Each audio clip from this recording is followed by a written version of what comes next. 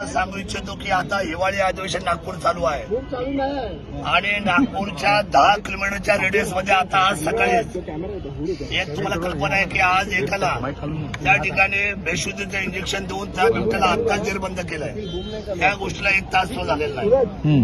जर हिवाळी अधिवेशन आणि ह्या ठिकाणी नागपूरला जर 10 किलोमीटरच्या अंतरावर बिबट्या आल्या तर याचा अर्थ संपूर्ण राज्यामध्ये आज जवळजवळ 9 ते 10 हजार बिबट्याची संख्या झालेली आहे आणि जुन्नर तालुक्यामध्ये 55 लोक गेल्या 3 महिन्यामध्ये मेले। आता सरकार असं म्हणतंय की मानेला तारेचा पट्टा महिलांनी बांधला पाहिजे, शेतकऱ्यांनी बांधला पाहिजे, तरी शेती केली पाहिजे। अंगणामध्ये आमची मुलं खेळत नाहीये। अंगणाच्या बाजूने सगळे सौर ऊर्जेचं कंपाऊंड लावून, करंटचं कंपाऊंड लावून आम्ही आतमध्ये आलेलो आहे। आमची मुलं मला आता रस्त्यावर नाही, अंगणामध्ये नाही, शाळेमध्ये जात नाही। मला असं वाटतं की या अनेक उपाययोजना करण्यापेक्षा मी कालही बोललोय आदरणीय वनमंत्र्यांना आणि सरकारला की हात जोडून विनंती करतो, 3 महिन्याच्या आतमध्ये आपण 2000 बिबटे राहतील असे रेस्क्यू सेंटर बनवा। 1000 मध्ये मादी, 1000च्या पिंजऱ्यामध्ये मादी आणि 1000 मध्ये नर, जेणेकरून नसबंदीचा पण विषय मिटेल। आणि वाईल्ड लाईफ वाल्यांनी सांगितलेलं की आम्ही ह्या सगळ्या लोकांना सांभाळण्याचे तुम्हाला आम्ही पैसे देतो, त्यांची तजवीज आम्ही करू, त्यांचं हॉस्पिटल आम्ही बांधू। तातडीने शासनाने हे अधिवेशन संपायच्या अगोदर कुठल्याही परिस्थितीमध्ये 2 रेस्क्यू सेंटर, एक जुन्नर तालुक्यामध्ये आणि एक अहिल्यानगरमध्ये बनवावं, जेणेकरून हे आता इथून पुढे बिबटे हे तुम्हाला ट्रॅप करून त्याला बेशुद्ध करून त्याची आपल्याला एक आपण काय होतं त्याला ब्लू स्टार ऑपरेशन, आपल्याला अतिशय मायक्रो ऑपरेशन करावं लागेल आणि ह्या लोकांना उचलून तुम्हाला जेरबंद करावं लागेल, त्यांना तिथे बसून खायला घाला। आज तुम्ही म्हणता की शेळ्या सोडणार, शेळ्या सोडून होणार नाही। त्या शेळ्या मुळात हे लोक जंगलातच राहत नाही। ही लोक जी राहतात ही सर्व आता उसाच्या आणि आमच्या घराजवळ जंगलाचा प्रश्नच राहत नाहीये।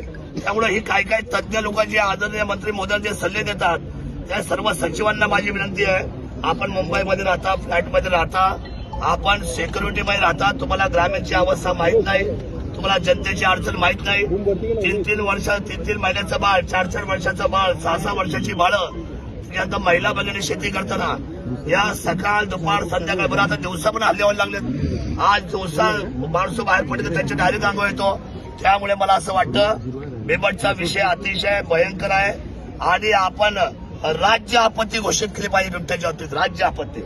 आणि राज्य आपत्ती घोषित करून तातडीने मुख्यमंत्र्यांनी सुमोटो आजच्या आज निर्णय केला पाहिजे की 2 रेस्क्यू सेंटर, 1000 बिबटे आपल्याला जेरबंद करतील आणि जेरबंदची मोहीम ही राज्य शासनाने राबवली पाहिजे आणि कोणत्याही परिस्थितीमध्ये या बिबट्याचा बंदोबस्त केला पाहिजे। इथून पुढे एक सुद्धा बळी सर्वसामान्य शेतकऱ्यांचा आम जनतेला मान्य नाही आणि जर असा एक जरी बळी इथून पुढे जात असेल तर मला असं वाटतं की आपण सगळे जबाबदार आहे, सरकार जबाबदार आहे। जसा प्राणी महत्वाचा आहे, एक तर आम्ही जंगलात जात नाही, तो जंगलातला प्राणी आता आमच्याकडे राहायला आलेला आहे। त्यामुळे आम्ही फॉल्टेड नाही, फॉल्टेड आता तो प्राणी आहे। एक तर त्याला इतके पिल्ल होतात, तो माणसाच्या असलेल्या प्रजातीमधला आहे। त्याला खरं तर वर्ल्ड वाईड मध्ये कसं काय त्याला 1 नंबर मध्ये घेतलाय, तो खरं तर मी तुम्हाला सांगतो शेड्यूल 2 मध्ये जायला पाहिजे, हा शेड्यूल 1चा नाहीच। त्यामुळे आज फार मोठ्या संख्येने बिबट्याचा वावर होतोय, हल्ले होत आहेत, माणसं मरतायत, लहान मुलं मरतायत। मी मनापासून माझ्या मायबाप सरकारला विनंती करतो, एकनाथजी शिंदे साहेब तिथे तातडीने आले होते, त्यानंतर वनमंत्री आले होते।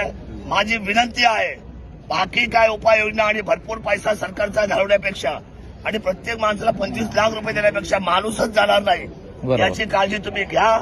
शासनाचा योग्य अशा ठिकाणी पैशाचा वापर करा आणि माझी विनंती पुन्हा एकदा मुख्यमंत्री आणि वनमंत्र्यांना आहे, आजच्या आज सुमोटो आपण कुठलाही मागे पुढे कारण न देता तातडीने फॉरेस्टच्या लँड सुद्धा अवेलेबल आहे।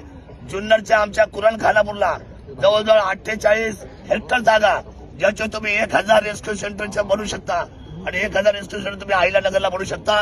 जागा मुबलक आहे, कामाला सुरुवात करा आणि 90 दिवसाच्या आतमध्ये एकही बिबट्या महाराष्ट्रामध्ये फिरणार नाही, याची दखल मात्र आदरणीय मुख्यमंत्री आणि वनमंत्र्यांना घ्यावी लागेल, ही आग्रहाची विनंती।